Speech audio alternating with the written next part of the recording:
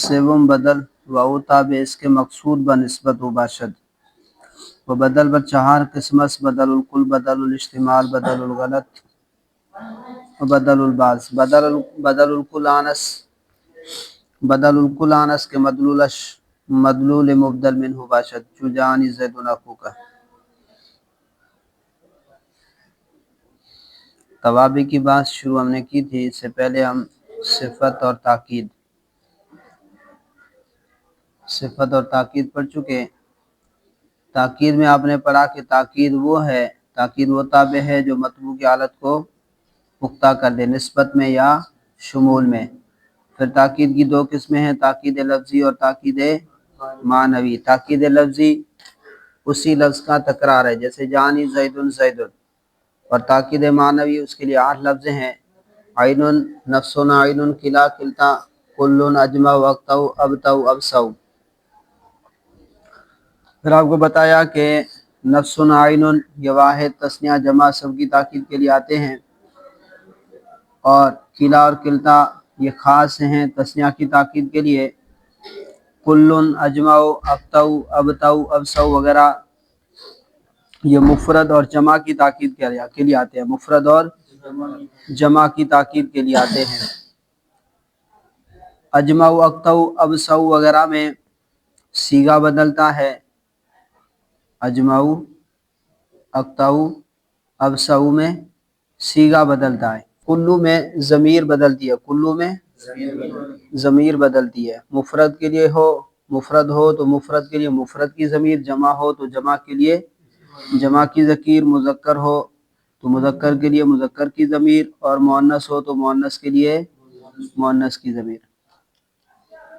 اور یہ بات یاد رکھیے گا کہ مفرد کی تاکید کے لیے کلو وغیرہ اس وقت لا سکتے ہیں، کلو کے ذریعے تاکید اس وقت لا سکتے ہیں جب وہ مفرد تقسیم کو قبول کرتا ہو، مفرد تقسیم کو قبول کرتا ہو، جیسے قرأت الکتاب کلہ، قرأت الکتاب کلہ میں نے پوری کتاب پڑھی، چاہے وہ حکماً تقسیم کو قبول کرتا ہو یا حقیقتاً تقسیم کو قبول کرتا ہو، حقیقتاً یا حکماً تقسیم کو قبول کرتا ہو۔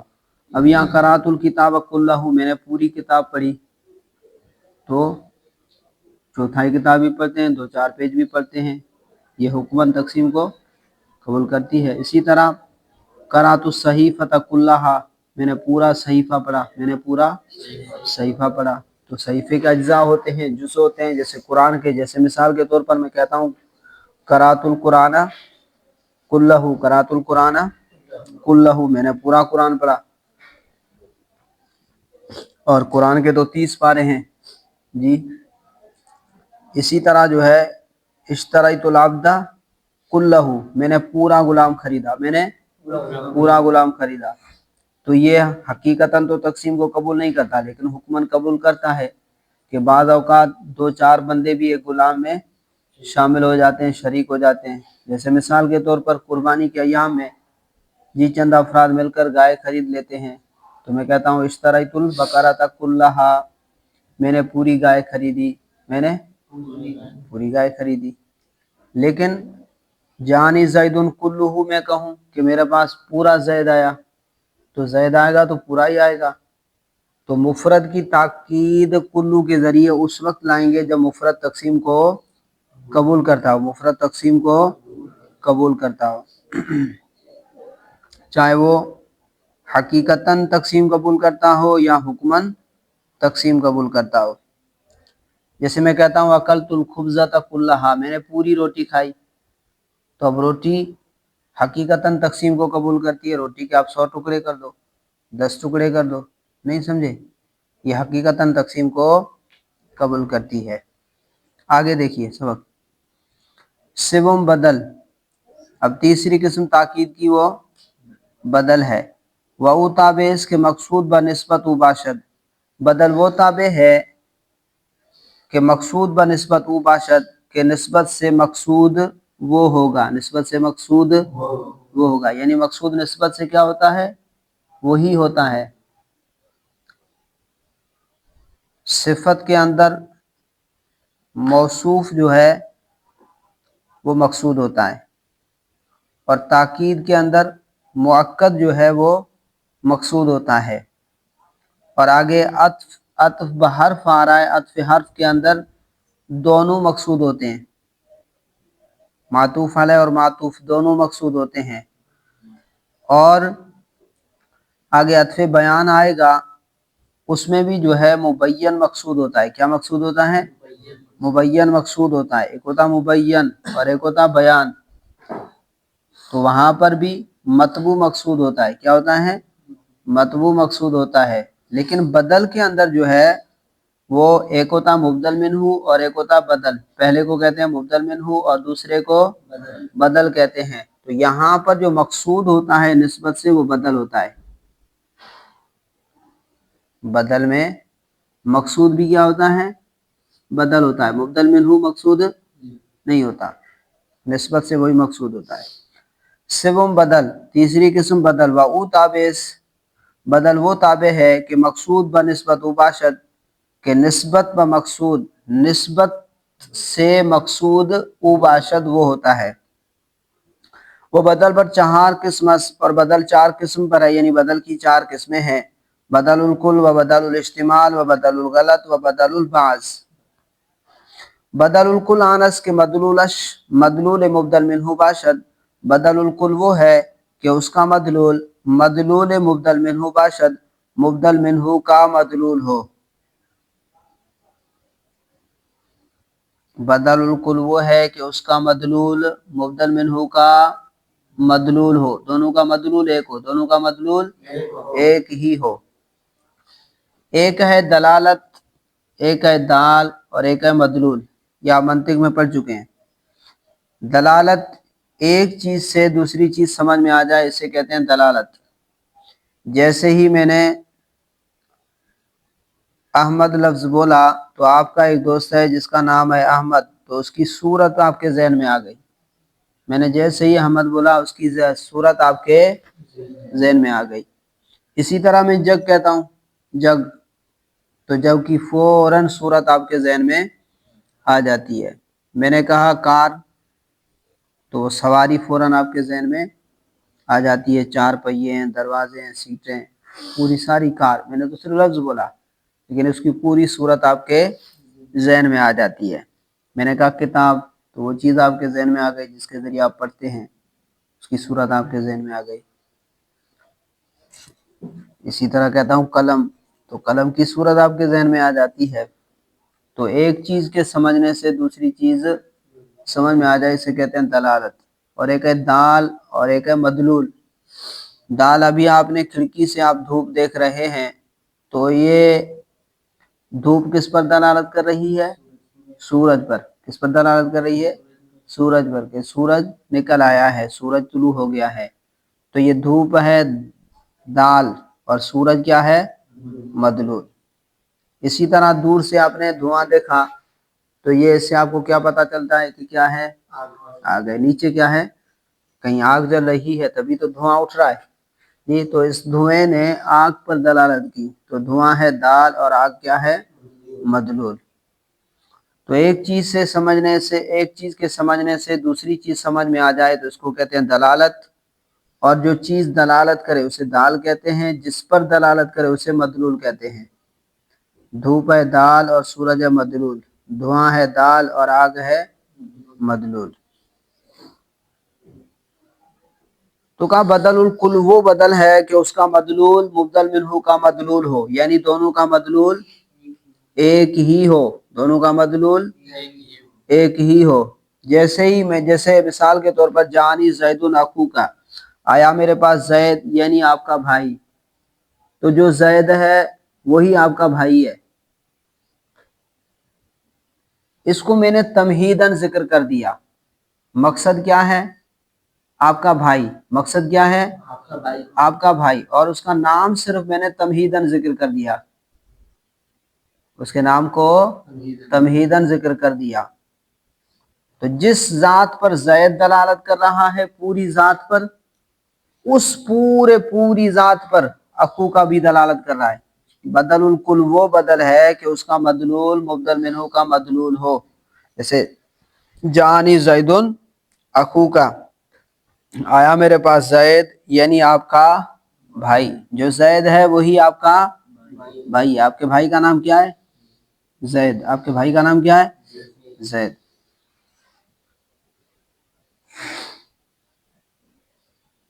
بدل الکل وہ بدل ہے کہ اس کا مدلول مبدل منہ کا مدلول ہو، جیسے جانی زید اخو کا، آیا میرے پاس زید یعنی آپ کا بھائی، تو جس پر زید دلالت کر رہا ہے اس پر اخو کا کر رہا ہے، جس پر اخو کا کر رہا ہے اسی پر زید کر رہا ہے، سمجھ میں آ گئی بات؟ وبدل البعض آنس کے مدلولش جزو مبدل منہ باشد، اور بدل البعض وہ بدل ہے کہ مدلولش کے اس کا مدلول جزو مبدل منہ باشد، مبدل منہ کا جز ہو، مبدل منہ کا جز ہو، جیسے ضرب زید راسہ، ضرب زید راسہ، مارا گیا زید یعنی اس کا سر، تو یہ راس جو ہے زید کا کیا ہے؟ جز ہے۔ تو بدل البعض وہ بدل ہے کہ اس کا مدلول مبدل منہ کا جز ہو، جیسے ضرب زید راسہ، مارا گیا زید یعنی اس کا سر، تو یہ راس جو ہے زید کا جز ہے۔ وبدل الاشتمال آنس کے مدلولش متعلق بمبدل منہ باشد، اور بدل الاشتمال وہ بدل ہے کہ اس کا مدلول مبدل منہ کا متعلق ہو، مبدل منہ سے اس کا تعلق ہو۔ بدل الاشتمال وہ بدل ہے کہ مدلولش کے اس کا مدلول متعلق بمبدل منہ باشد، مبدل منہ کا متعلق ہو، جیسے سلب زید ثوبہ، سلب زید ثوبہ، چھینا گیا زید یعنی اس کا کپڑا، تو کپڑا یا نہ زید کا کل ہے نہ بعض ہے، بلکہ زید سے ان کا تعلق ہے، اور وہ تعلق کیا ہے کہ زید ان کو استعمال کرتا ہے یا زید کپڑے کا مالک ہے، تو چھینا گیا زید ثوبہ یعنی اس کا کپڑا۔ بعض جو ہے نا یہاں پر وہ تعریف کرتے ہیں کہ بدل الاستعمال کی تعریف کیا کرتے ہیں؟ مبدل منہ جو ہے وہ وقوع فعل کا محل ہی نہیں ہوتا، وقوع فعل کا محل ہی نہیں ہوتا، تو پھر ذہن جو ہے منتظر رہتا ہے دوسرے لفظ کا، ذہن منتظر رہتا ہے دوسرے لفظ کے لانے کا، تو پھر دوسرا لفظ جو لایا جاتا ہے وہ جو ہے ماقبل فعل کے وقوع کا محل بن جاتا ہے۔ یہاں پر دیکھیں سلب زید، زید چھینا گیا، اب زید چھینے کا محل بن سکتا ہے، زید کو اغوا تو کر سکتے ہیں جی، تو پھر ثوبہ، اب یہ ثوبہ کیا ہے؟ سلب کا محل، وقوع محل بن سکتا ہے، کیا ہے؟ ہاں، چھینا گیا کپڑا، چھینا گیا کپڑا، کپڑا مال بن سکتا ہے نہیں بننا چھیننے کا جی۔ بدل الاستعمال آنس کے مدلولش متعلق بمبدل منہ باشد، بدل الاستعمال وہ ہے کہ اس کا مدلول متعلق بمبدل منہ باشد، مبدل منہ کا متعلق ہو، جیسے سلب زید ثوبہ، وبدل الغلط آنس کے بعد از غلط بلفظ دیگر یاد کند، اور بدل الغلط وہ ہے کہ بعد از غلط، غلط کے بعد بلفظ دیگر دوسرے لفظ کے ساتھ یاد کند ذکر کیا کرتے ہیں، بلفظ دیگر دوسرے لفظ کے ساتھ یاد کند یاد کرتے ہیں یعنی ذکر کرتے ہیں۔ میں کہنا یہ چاہ رہا تھا کہ میرے پاس زید آیا، منہ سے امر نکل گیا، پھر فوراً کہتا ہوں جانی امرن زیدن، جانی امرن زیدن، کہنا کیا چاہتا زید آیا ہے، نکل کیا گیا منہ سے؟ ہاں، غلطی سے میں نے کیا کہہ بیٹھا کہ میرے پاس امر آیا ہے، تو پھر فوراً اصلاح کرتا ہوں، کیا کہتا ہوں؟ جانی امرن زیدن، جانی امرن زیدن، تو غلط کے بعد پھر دوسرے لفظ کے ساتھ اس کو کیا کرتے ہیں؟ ذکر کرتے ہیں، یاد کرتے ہیں۔ مررت برجل حمار، میں گزرا آدمی کے پاس سے، گدھے کے پاس سے، کہنا یہ چاہتا تھا کہ میں گدھے کے پاس سے گزرا، اچانک غلطی سے میں کیا کہہ بیٹھا؟ آدمی کے پاس سے گزرا، بتانا یہ چاہتا تھا کہ میں گدھے کے پاس سے گزرا، اور غلطی سے کیا کہہ بیٹھا کہ میں آدمی کے پاس سے گزرا، پھر فوراً اصلاح کرتے ہوئے میں کیا کہتا ہوں؟ حمارن، مررت برجل حمارن، تو غلط کے بعد، غلط کے بعد یہ نہیں ہے کہ جملہ غلط ہوتا ہے، نہیں، بلکہ بولنے میں تکلم میں کیا ہو جاتا ہے؟ غلطی ہو جاتی ہے تو غلطی کے بعد فوراً اصلاح کرتے ہوئے دوسرے لفظ کو ذکر کرنا، اس کو کیا کہتے ہیں؟ بدل الغلط کہتے ہیں، اس کو کیا کہتے ہیں؟ بدل الغلط۔ اور یہاں پر مقصود کیا ہے؟ دوسرا ہے، مقصود بھی کیا ہے؟ دوسرا ہے، مبدل منہ مقصود نہیں ہے بلکہ کیا ہے؟ بدل مقصود ہے۔ کیا ہے؟ بدل مقصود ہے۔ وبدل الغلط آنس، اور بدل الغلط وہ ہے کہ بعد از غلط، کہ غلط کے بعد بلفظ دیگر یاد کو نہ دوسرے لفظ کے ساتھ ذکر کرتے ہیں۔ جو مررت برجل حمار، چوتھی قسم آ گئی، توابی کی چوتھی قسم۔ چہار معطف بحرف، چوتھی قسم عطف بحرف، چوتھی قسم کیا ہے؟ عطف بحرف۔ و تابع کے مقصود باشد بنسبت با مطبوعش بعد حرف عطف، و تابع، اور عطف بحرف وہ تابع ہے کہ مقصود باشد، جو مقصود ہوتا ہے بنسبت، نسبت سے، با مطبوعش، اپنے مطبوع کے ساتھ، اپنے مطبوع کے ساتھ، بعد حرف عطف، حرف عطف کے بعد۔ پہلے میں نے آپ کو بتا دیا کہ صرف بدل کے اندر جو ہے مقصود بدل ہوتا ہے، دوسرا ہوتا ہے۔ بدل میں نسبت سے مقصود کیا ہوتا ہے؟ بدل ہوتا ہے، دوسرا۔ اور موصوف صفت میں موصوف مقصود ہوتا ہے۔ مؤکد تاکید میں مؤکد جو ہے وہ مقصود ہوتا ہے۔ اور عطف بحرف میں دونوں مقصود ہوتے ہیں، دونوں مقصود ہوتے ہیں۔ معطوف علیہ اور معطوف دونوں مقصود ہوتے ہیں۔ پہلے کو کہتے ہیں معطوف علیہ اور دوسرے کو کیا کہتے ہیں؟ معطوف۔ تو کہا وہ تابع ہے، عطف بحرف وہ تابع ہے کہ مقصود باشد، جو مقصود ہو بنسبت، نسبت سے، نسبت کے ساتھ جو مقصود ہو، با مطبوعش، اپنے مطبوع کے ساتھ، اپنے مطبوع کے ساتھ مقصود ہو، اپنے مطبوع کے ساتھ نسبت سے مقصود ہو، بعد حرف عطف، حرف عطف کے بعد۔ جو جانی زید و عمرن، جانی زید و عمرن، آیا میرے پاس زید اور عمر۔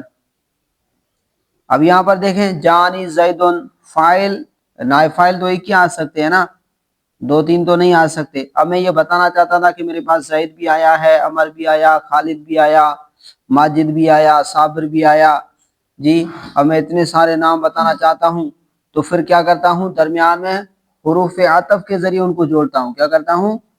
حروف عطف کے ذریعے حروف عطف لے آتا ہوں، تو کلام کیا ہو جاتا ہے؟ مختصر ہو جاتا ہے۔ حروف عطف کو استعمال کرتا ہوں، جانی زید و عمر و بکر و خالد و عابد و زاہد و ساجد۔ نہیں سمجھے؟ اب دیکھیں، ورنہ تو کیا کہنا پڑتا؟ جانی زید، جانی عمر، جانی خالد، جانی بکر، جانی زاہد، کتنے جو ہے نا جانی لانے پڑتے۔ تو اب جا فعل ایک مرتبہ لے آیا اور اس کے بعد حروف عطف کے ذریعے ان کو جوڑ دیا۔ اب آنے کی نسبت جو زید فاعل کی طرف ہو رہی ہے، وہی نسبت باقیوں کی طرف بھی ہے، وہی نسبت، ہاں۔ تو معطوف جو ہے معطوف علیہ کے حکم میں ہوتا ہے، معطوف علیہ کے حکم میں ہوتا ہے۔ تو مجیت، آنے کی جو نسبت ہے وہ زید کی طرف بھی ہے، عمر کی طرف بھی ہے، بکر کی طرف بھی ہے، خالد کی طرف بھی ہے، سارے آئے ہیں۔ جتنوں کو آپ حرف عطف کے ذریعے ملائیں گے وہ نسبت سے مقصود ہوتے ہیں، وہ نسبت سے مقصود ہوتے ہیں۔ آنے کا حکم سب کی طرف ہے، جانی زید و عمر و خالد و بکر، آنے کی نسبت سب کی طرف ہے۔ ہاں البتہ یہاں پر ترتیب نہیں ہے، آنے میں تو سب شریک ہیں، لیکن پہلے آئے یا بعد میں آئے، ان میں سے پہلے کون آیا بعد میں کون آیا، یہ واو نہیں بتاتا۔ ان میں سے بعض حرف جو ہیں وہ ترتیب کا فائدہ دیتے ہیں، بعض حروف عاطفہ ترتیب کا فائدہ دیتے ہیں۔ جیسے مثال کے طور پر میں کہتا ہوں جانی زید فعمر، جانی زید فعمر ثم بکر، میرے پاس زید آیا، پھر عمر اور پھر بکر۔ اب یہاں پر فا اور ثم نے کس کا فائدہ دیا؟ ترتیب کا فائدہ دیا۔ کس کا؟ جس کو آگے بیان کریں کہ یہ جو ہے نا وورا عطف نسق نیز گوین، اس کو عطف نسق کہتے ہیں۔ نسق مانے ترتیب، ترتیب کا فائدہ دیتے ہیں، تو واؤ تو ترتیب کا فائدہ نہیں دیتا، البتہ ان میں سے بعض حروف جو ہیں وہ کیا دیتے ہیں، ترتیب کا فائدہ دیتے ہیں. جیسے ابھی میں نے آپ کو مثال دے دی، جیسے فا ہے، ثم ہے. واؤ ترتیب کا فائدہ نہیں دیتا. واؤ جمع مطلق کے لیے آتا ہے. واؤ کس کے لیے آتا ہے؟ جمع مطلق کے لیے آتا ہے. واؤ عاطفہ وہ کیا کر دیتا ہے؟ حکم میں جمع کر دیتا ہے. اب جانی زید و عمر و بکر و خالد، جو آنے کی نسبت زید کی طرف ہے وہی عمر، خالد، بکر وغیرہ کی طرف بھی ہے. چہاروں معطف بحرف، چوتھی قسم معطف بحرف. و تابع اس کے مقصود باشد و نسبت. عطف بحرف وہ تابع ہے جو نسبت سے مقصود ہو، با مطبوعش اپنے مطبوع کے ساتھ، بعد حرف عطف حروف عاطفہ کے بعد. یوں کہہ دیں یا حرف عطف کے بعد. جیسے جانی زید و عمر، جانی زید و عمر، آیا میرے پاس زید اور عمر. جا فعل نون وقاع ضمیر منصوب علن مفعول به مقدم زید معطوف علیہ اور واو حرف عطف عمر معطوف علیہ اپنے معطوف سے مل کر یہ فاعل ہوا. معطوف علیہ اپنے معطوف سے مل کر جا فعل کا فاعل، جا فعل اپنے فاعل اور مفعول به سے مل کر جملہ فعلیہ خبریہ ہوا. وہ حرف عطف 10 اور حروف عاطفہ کتنے ہیں؟ 10 ہیں. وہ حرف عطف 10 اور حروف عاطفہ 10 ہیں. در فصل سبم یاد کنیم، تیسری فصل میں ہم ذکر کریں گے. یاد کنیم تیسری فصل میں ہم ان کو ذکر کریں گے، بیان کریں گے آگے تیسری فصل میں انشاءاللہ تعالی انشاءاللہ. وَأُورَ عطف نسک نیز گوین، اور اس کو عطف نسک بھی کہتے ہیں. عطف یا نسک کا معنی کیا ہے؟ ترتیب دینا، کہ یہ ترتیب کا فائدہ بھی دیتا ہے. وَأُورَ عطف نسکن، اسی طرح نسکن، نسک اور نسک دونوں طرح پڑھ سکتے ہیں. وَأُورَ عطف نسک نیز گوین، اور اس کو عطف نسک بھی کہتے ہیں. پنجم عطف بیان، پانچویں قسم عطف بیان. توابع کی 5 قسمیں، پانچویں قسم آ گئی. پہلی قسم صفت، دوسری قسم تاکید، تیسری قسم بدل، چوتھی قسم عطف بحرف اور پانچویں قسم عطف بیان. دوبارہ بولیں، پہلی قسم صفت، دوسری قسم تاکید، پہلی قسم صفت، دوسری قسم تاکید، تیسری قسم بدل، چوتھی قسم عطف بحرف اور پانچویں قسم عطف بیان. پانچویں قسم عطف بیان، عطف حرف اور عطف بیان. پنجم عطف بیان، پانچویں قسم عطف بیان. وَأُو تابع کے غیر صفت، وَأُو تابع غیر صفت وہ تابع ہے صفت کے علاوہ، جو صفت نہ ہو، کہ مطبوع را روشن گرداند، جو مطبوع کو واضح کر دے، مطبوع کو روشن کر دے یعنی واضح کر دے. چون اقسم باللہ ابو حفص عمر، اللہ کی قسم اٹھائی ابو حفص عمر نے. تو اب یہاں پر دیکھیں ابو حفص، اب ابو حفص سیدنا فاروق اعظم رضی اللہ تعالیٰ عنہ کی کنیت ہے. تو یہاں پر دیکھیں ابو حفص، اب ابو حفص جو ہے جب اس نے کہا اقسم باللہ ابو حفص، اللہ کی قسم کھائی ابو حفص نے. اب ابو حفص سے کون مراد ہے؟ آپ کنیت سے تو زیادہ مشہور نہیں ہے نا، کنیت سے زیادہ نام سے مشہور ہیں آپ اتنے کنیت سے مشہور نہیں ہے. تو پھر جب اس نے کہا عمر، جب اس نے کہا عمر، تو اس نے اس کو واضح کر دیا کہ ابو حفص سے مراد کون ہے؟ عمر مراد ہے. ابو حفص سے مراد کون ہے؟ عمر مراد ہے. پنجم عطف بیان، پانچویں قسم عطف بیان وہ تابع ہے جو صفت کے علاوہ ہو، صفت نہ ہو، کہ مطبوع را روشن گرداند، جو مطبوع کو واضح کر دے، کھول دے، بیان کر دے، واضح کر دے. جیسے اقسم باللہ ابو حفص عمر، کہ اللہ کی قسم اٹھائی ابو حفص یعنی کس نے؟ عمر نے. وقتی کے بعلم مشہور تر باشد، اس وقت جب وہ علم کے ساتھ زیادہ مشہور ہو، علم کے ساتھ زیادہ مشہور ہو. بعلم مشہور تر، زیادہ مشہور ہو بعلم علم کے ساتھ. وجانی زید ابو عمر، آیا میرے پاس زید ابو عمر. اب یہاں پر دیکھیں ایک شخص کا نام ہے زید، اب میں کہتا ہوں زید آیا. اب زید تو 4-5 ہیں، آپ کے ذہن میں ہو سکتا ہے کہ کون آیا، زید کون سا؟ تو متکلم نے کیا کہہ دیا؟ ابو عمر آیا میرے پاس. تو جیسے ہی اس نے ابو عمر کہا تو فوراً جو ہے نا ذہن میں بات آ گئی کہ جو یہ نا زید سے ابو عمر مراد ہے. ابو جس کی کنیت ابو عمر ہے, جس کی کنیت کیا ہے ابو عمر ہے, وہ مراد ہے, دوسرا کوئی زید مراد نہیں ہے. تو اس ابو عمر نے اس زید کو کیا کر دیا, واضح کر دیا. زید کو کیا کر دیا, واضح کر دیا کہ اس زید سے مراد جس کی کنیت ابو عمر ہے وہ مراد ہے. وقتے کے اچھا جی وجانی زیدن ابو عمر, اور آیا میرے وجانی زیدن ابو عمر, آئے میرے پاس زید یعنی ابو عمر, وقتے کے بکنیت مشہور تر باشد, اس وقت جب کنیت کے ساتھ زیادہ مشہور ہو, جب کنیت کے ساتھ زیادہ مشہور ہو. تو چوتھی قسم دوبارہ دیکھیں, چوتھی قسم کیا ہے, عطف حرف. عطف حرف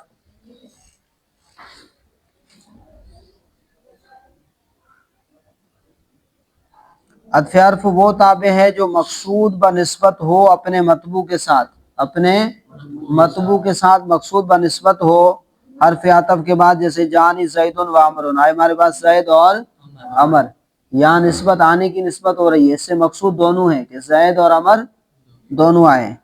اور حروف عاطفہ 10 ہیں, یہ آگے آئیں گے انشاءاللہ. اور پانچویں قسم عطف بیان ہے. عطف بیان وہ تابع ہے جو صفت کے علاوہ ہو, غیر صفت ہو, کہ مطبوع نہ روشن کرتا نہ جو مطبوع کو واضح کر دے. اقسم باللہ ابو حفص عمر, اللہ کی قسم اٹھائی ابو حفص یعنی عمر نے, وقتے کے بالا مشہور تر باشد, جس وقت علم کے ساتھ نام کے ساتھ زیادہ مشہور ہو. اب یہاں پر حضرت عمر اپنے نام کے ساتھ زیادہ مشہور ہیں, ابو حنیفہ امام اعظم علیہ السلام اپنی کنیت کے ساتھ زیادہ مشہور ہیں. امام اعظم ابو حنیفہ کا نام کیا ہے, آپ کا نام کیا, نعمان ہے, نعمان بن ثابت آپ کا نام ہے, لیکن آپ مشہور کس سے ہیں جی.